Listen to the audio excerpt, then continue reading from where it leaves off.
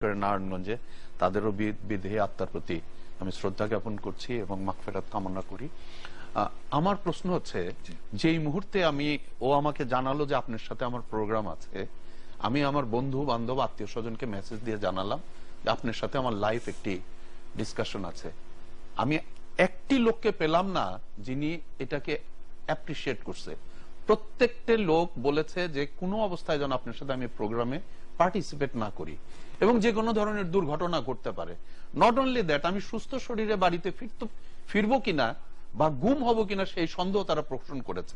আমার প্রশ্ন হচ্ছে, আপনি আওয়ামী লীগের একজন জনপ্রতিনিধি, একজন জনপ্রতিনিধি সম্পর্কে মানুষের ভিতরে এই ধরনের একটি চিন্তা কি কারণে গড়ে উঠছে, এইটা আমাকে একটু আপনাকে বলতে হবে। 2 নম্বর হচ্ছে যে নারায়ণগঞ্জের এই মৃত্যু সম্পর্কে প্রতিটি লোক কেন আপনার বিরুদ্ধে অঙ্গুলি নির্দেশ করে, এবং আমি একটু শেষ করে নিই, আপনি উত্তর দেন। এবং সেখানে আমাকে সবচেয়ে বেশি ব্যথিত করে যে আমি একজন আওয়ামী লীগের সাপোর্টার হিসেবে আমার কাছে সবচেয়ে কষ্ট লাগে যে আমরা বিএনপি কে দূরেই রাখি, আওয়ামী লীগের বিরুদ্ধে কেন এভাবে প্রচন্ড ভাবে এবং ন্যাক্কারজনক ভাবে এবং উলঙ্গ ভাবে একজন আরেকজনের বিরুদ্ধে দৃষ্টি নিবদ্ধ করার চেষ্টা করছে।